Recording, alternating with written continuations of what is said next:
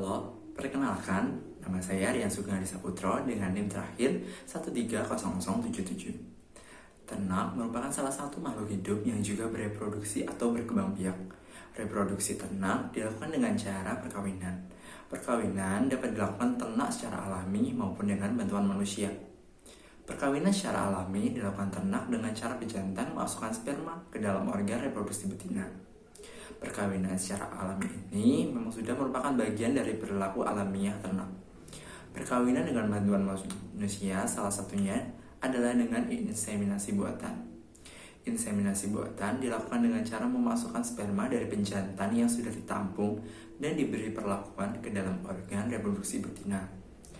Hal yang perlu dilakukan sebelum inseminasi buatan antara lain yaitu menyiapkan bahan berupa sperma dari penjantan dan juga mendeteksi ternak betina yang birahi. Persiapan sperma dilakukan dengan menampung sperma dari penjantan dan selanjutnya sperma tersebut diberi perlakuan berupa pengenceran agar sperma dapat disimpan dan digunakan nanti ketika proses inseminasi buatan. Pendeteksian birahi pada ternak betina dilakukan untuk mengetahui ternak betina birahi agar inseminasi buatan dapat berhasil. Inseminasi buatan dikatakan berhasil ketika ternak betina mengalami kebuntingan. Oleh karena itu, diperlakukan proses deteksi kebuntingan. Oleh karena itu, dilakukan praktikum ilmu pemulihan ternak acara 5 tentang inseminasi buatan agar praktikan mengetahui cara dan proses dari mulai pengenceran semen, deteksi birahi, inseminasi buatan, dan deteksi kebuntingan. Untuk materi pada praktikum ilmu pemulihan ternak acara 5 ini meliputi alat dan bahan. Alat yang digunakan berupa gadget seperti smartphone dan laptop. Bahan yang digunakan dalam praktikum ini berupa video, beberapa materi yang sudah diunggah di official akun YouTube Laboratorium Genetika, Pemulihan, dan Reproduksi. Alat yang digunakan pada deteksi birahi meliputi wearpack, boots, dan sarung tangan. Bahan yang digunakan dan diamati pada deteksi birahi berupa ternak betina. Alat yang digunakan dalam pengenceran semen antara lain pipet volume, beker gelas, sedangkan bahan yang digunakan dalam semen yang telah ditampung, dan stock solution. Alat dan bahan yang digunakan dalam inseminasi buatan antara lain kontainer yang di dalamnya ada straw dan cairan hidrogen, pinset untuk mengambil straw, termometer yang digunakan untuk mengukur suhu dan towing, wadah dan media towing, tisu, cutter straw untuk memotong straw, IB gun, plastic sheet, sarung tangan plastik, dan kartu recording. Bahan yang digunakan dalam deteksi kebuntingan yaitu gas deck antara lain urin ternak bunting, larutan pendahuluan untuk memutus ion estradiol 17 alfa dalam urin, larutan penegas untuk mengikat ion estradiol 17 alfa, dan tabung reaksi.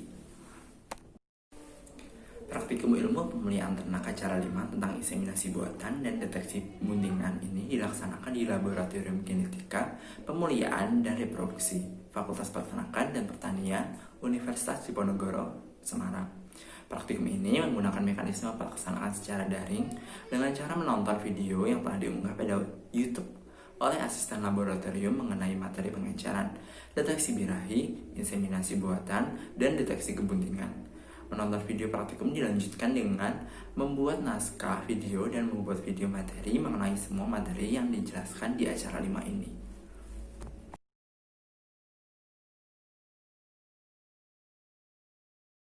Perkenalkan, saya Miranda Pertiwi, nomor NIM 230 10 119 130 118 akan membahas mengenai pengenceran semen pada kambing, dan pengenceran semen pada ayam.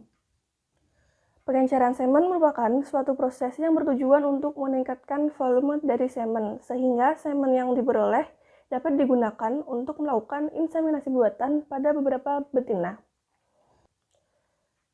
Pada proses pengenceran semen, perlu diperhatikan tahap-tahap pelaksanaannya, mulai dari penyiapan bahan, proses pencampuran, sampai pada saat digunakan atau dilakukan pengamatan. Pengenceran semen sangat dibutuhkan untuk mempertahankan kualitas spermatozoa dalam jangka waktu tertentu dalam pelaksanaan inseminasi buatan. Alat dan bahan yang dibutuhkan dalam pengenceran semen yaitu pipet volume, spit, semen yang telah ditampung, glass breaker, dan stock solution. Stock solution terdiri atas tris, fruktosa, dan asam sitrat.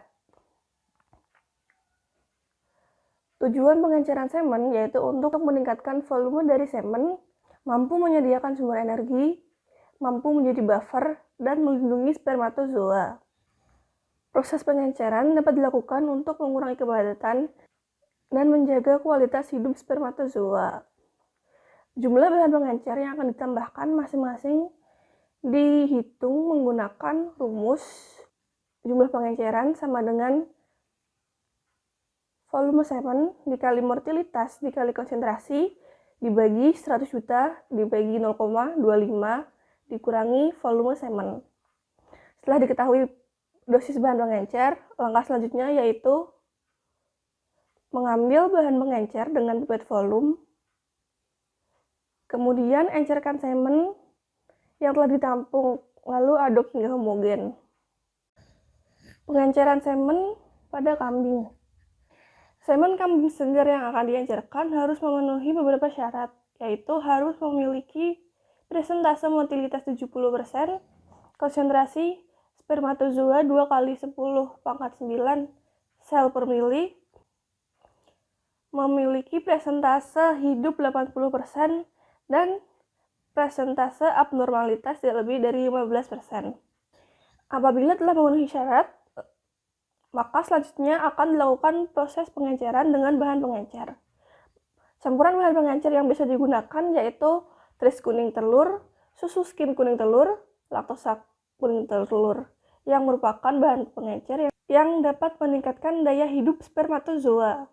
Suhu pengencer harus sama dengan suhu semen pada waktu dicampur, yaitu pada suhu 30 derajat untuk penangas, 22 derajat sampai 27 derajat Celcius dalam suhu kamar, atau 3 derajat Celcius pada suhu lemari es atau kamar pendingin.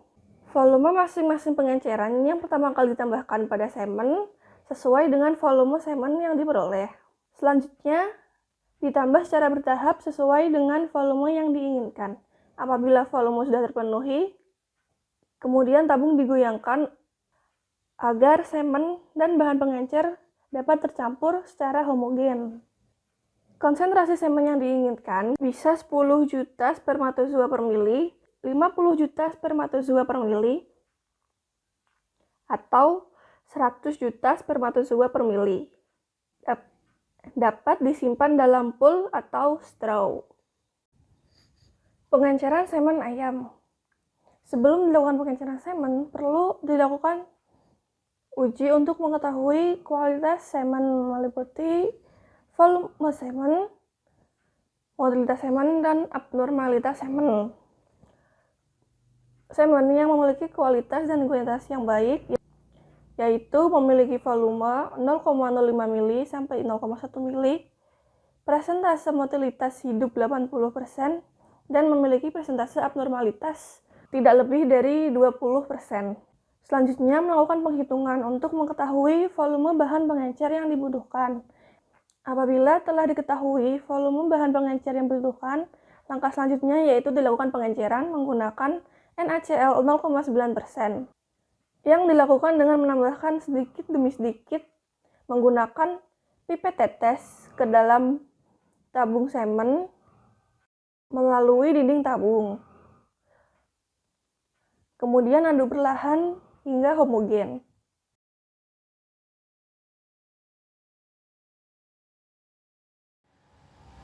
Saya akan menjelaskan tentang deteksi birahi pada ternak. Nah, deteksi birahi itu apa sih teman-teman? Nah, deteksi birahi itu merupakan sebuah upaya yang dilakukan oleh peternak untuk mengetahui kondisi ternak yang ingin mengalami perkawinan sehingga dapat dilakukan sebuah proses selanjutnya untuk melakukan perkawinan dengan pejantan. Nah, tujuan dari adanya deteksi birahi itu yaitu pertama, menghindari adanya perkawinan satu darah, dan kedua, supaya perkawinannya dapat sesuai dengan siklus perkawinan yang sesuai. Deteksi birahi dilakukan pada praktikum ini yaitu menggunakan ternak ruminansia, teman-teman. Nah, dapat dilakukan dari beberapa aspek teman-teman untuk mengetahui bahwa sebuah ternak atau seekor ternak mengalami birahi atau tidak. Yang pertama, dapat dilakukan dengan metode pengecekan serviks. Nah, metode ini dilakukan dengan menggunakan tangan kita yang masuk ke dalam vulva dan mengecek kepadatan pada organ serviks. Nah, yang kedua, dapat dilakukan melalui tingkah lakunya teman-teman. Nah, tingkah laku ternak ruminansia yang sedang ada dalam fase birahi itu yang pertama, dia akan cemas. Kedua, nafsu makannya akan berkurang. Dan ketiga, dia akan menaiki hewan ternak sesama jenis. Nah, hal yang lain dapat kita lihat adalah pada bagian organ vulvanya teman-teman. Vulva hewan ternak ruminansia yang berada dalam fase birahi yaitu berwarna merah kemuda-mudaan, bengkak, dan mengeluarkan lendir. Oke, baik, selanjutnya kita akan membahas tentang perkawinan alami pada hewan ternak ruminansia dan hewan ternak unggas. Apa sih perkawinan alami itu teman-teman? Perkawinan alami merupakan bersatunya alat kelamin betina dan jantan sehingga terjadi fertilisasi di dalam rahim untuk menghasilkan sebuah individu baru. Terdapat 3 tahapan fase mounting pada perkawinan hewan ternak ruminansia teman-teman. Nah, apa sih fase mounting itu teman-teman? Fase mounting merupakan kegiatan dilakukan oleh ternak jantan yang menaiki bokong ternak betina sehingga penisnya masuk ke dalam vulva untuk melakukan ejakulasi teman-teman. Rata-rata pada fase mounting kedua sudah terjadi ejakulasi teman-teman sehingga dapat dikatakan bahwa proses perkawinan telah selesai.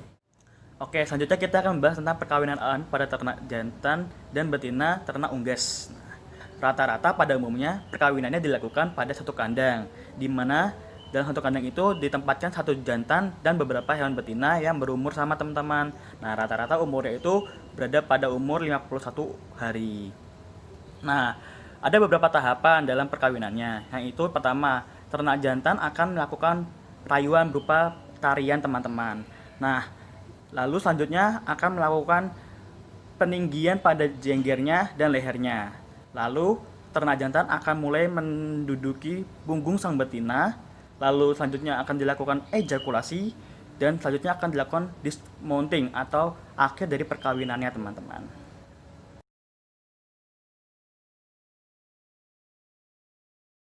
Perkenalkan, nama saya Guru Sawadila dari kelas IADD NIM 23011119135. Di sini saya akan menjelaskan tentang inseminasi buatan. Proses inseminasi buatan dilakukan dengan beberapa alat dan bahan, yaitu kontainer untuk menampung straw dan cairan nitrogen, pinset digunakan untuk mengambil straw dan dalam kontainer, lalu termometer digunakan untuk mengukur suhu untuk pelaksanaan towing, wadah dan media towing, tisu, cutter straw untuk memotong straw, IB gun, plastik sheet, plastik glove, dan kartu recording.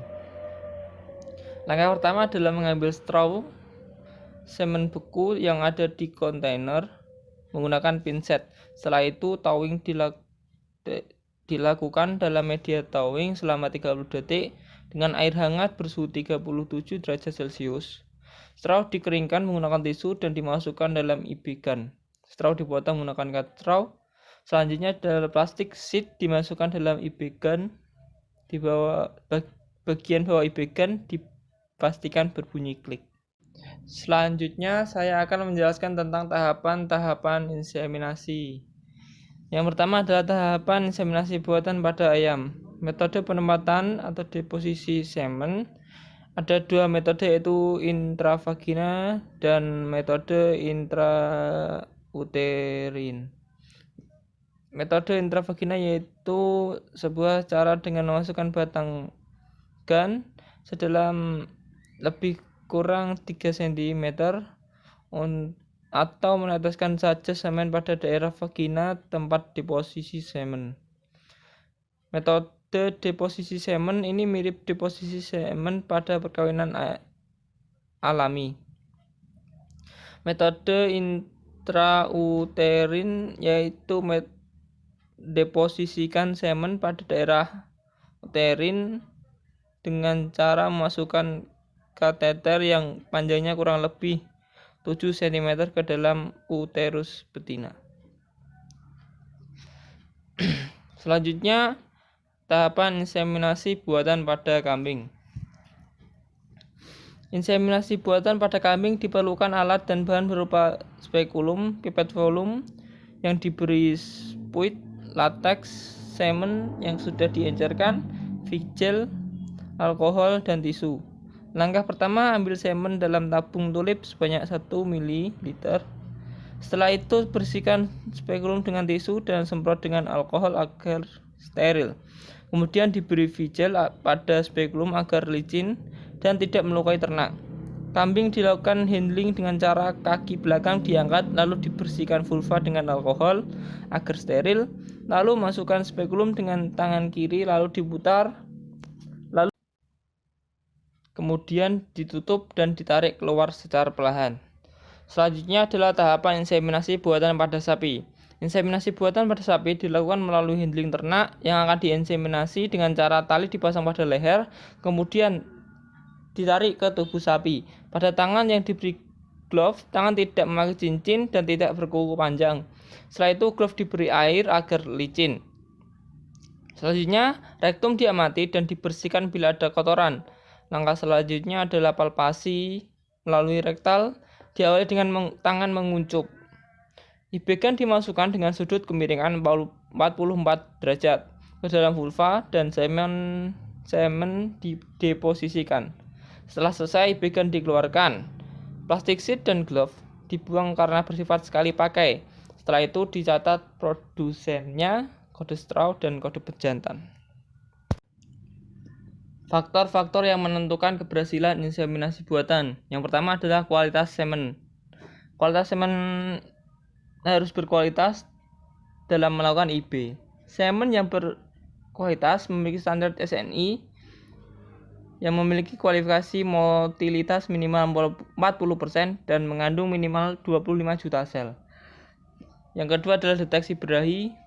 Deteksi birahi yang tepat dan akurat adalah salah satu kunci keberhasilan inseminasi buatan. Kenali tanda-tanda birahi dengan baik sehingga inseminasi bisa dilaksanakan pada waktu yang tepat. Perlu diingat, masa hidup sel oosit sangat pendek, yaitu berkisar antara 6 sampai 12 jam setelah diovulasikan. Selanjutnya adalah kondisi resipen. Banyak sekali kondisi resipen betina yang akan di-IB yang dapat mempengaruhi fertilisasinya. Genetik ternak, BCS, dan kondisi organ reproduksinya, kadar hormonal, dan adanya beberapa penyakit tertentu adalah faktor yang perlu diperhatikan. Dan yang terakhir adalah keterampilan inseminator. Keterampilan inseminator juga merupakan salah satu faktor penentu keberhasilan IB. Dalam melaksanakan IB di lapangan ada standar prosedur yang harus diterapkan oleh petugas, seperti cara handling semen, waktu towing, pelaksanaan palpasi rektal, dan inseminasi buatan yang sesuai prosedur. Selanjutnya adalah kelebihan dan kekurangan. Kelebihannya dari inseminasi buatan antara lain yaitu mampu menghemat biaya pemeliharaan ternak, terutama ternak jantan. Peternak mampu mengatur jarak kelahiran ternak dengan baik, dapat mencegah kawin sedara pada sapi betina, sehingga dapat menghindari anakan sapi yang cacat. Peternak juga dapat menyimpan sperma sapi unggul dengan peralatan dan teknologi yang baik dalam jangka waktu yang lama, dan dapat menggunakan kembali semen beku untuk beberapa tahun kemudian, walaupun pejantan telah mati. Sehingga, bila pejantan unggul telah mati, peternak tidak kehilangan bibit unggul yang dimilikinya. Selain itu, IB juga dapat menghindari kecelakaan perkawinan pada sapi betina yang sering terjadi pada saat perkawinan karena fisik pejantan terlalu besar dan tidak dapat diimbangi oleh sapi betina, dan dapat menghindari ternak dari penularan penyakit, terutama penyakit yang ditularkan dengan hubungan kelamin. Selanjutnya adalah kekurangan dari inseminasi buatan. Kekurangannya antara lain apabila diidentifikasi masa birahi sapi betina dan waktu pelaksanaan inseminasi buatan tidak tepat, maka tidak akan terjadi kebuntingan. Selain itu akan terjadi kesulitan kelahiran atau bisa disebut juga dengan distokia apabila semen beku yang digunakan berasal dari pejantan dengan turunan yang besar dan inseminasikan pada sapi betina turunan kecil. Apabila menggunakan semen beku dari pejantan yang sama dalam jangka waktu yang lama, dapat mengakibatkan kawin sedara yang akan menurunkan kualitas turunan berikutnya. Pejantan donor yang diambil spermanya jika tidak diamati sifat gennya dengan baik juga dapat menyebabkan menurunnya sifat genetik yang jelek.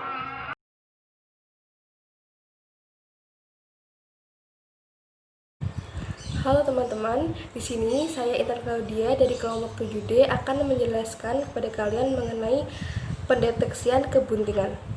Selamat menonton. Nah, jadi diagnosis kebuntingan atau deteksi kebuntingan pada ternak betina itu sangat penting untuk dilakukan setelah dikawinkan, baik secara kawin alami maupun inseminasi buatan. Secara umum, diagnosis kebuntingan dini ini dilakukan untuk mengetahui ternak yang bunting ataupun tidak bunting segera setelah dikawinkan, sehingga waktu produksi yang hilang akibat infertilitas dapat segera ditangani secara tepat. Deteksi kebuntingan dini ini diperlukan dalam hal yang pertama, yaitu untuk mengidentifikasi ternak yang tidak bunting segera setelah perkawinan atau IB. 2. Sebagai pertimbangan apabila ternak harus dijual atau dikuling. Dan yang ketiga, menekan biaya pada breeding program yang menggunakan teknik hormonal yang cukup mahal. Dan yang keempat adalah penerapan manajemen langsung ekonomis. Ada beberapa teknik atau metode pendeteksian kebuntingan pada ternak yang sering dilakukan, yaitu seperti metode diagnostik, palpasi rektal, palpasi abdominal, dan juga palpasi puting. Nah, yang pertama adalah pendeteksian kebuntingan menggunakan metode diagnostik. Pendeteksi kebuntingan diagnostik ini merupakan salah satu pendeteksi kebuntingan dini buatan manusia.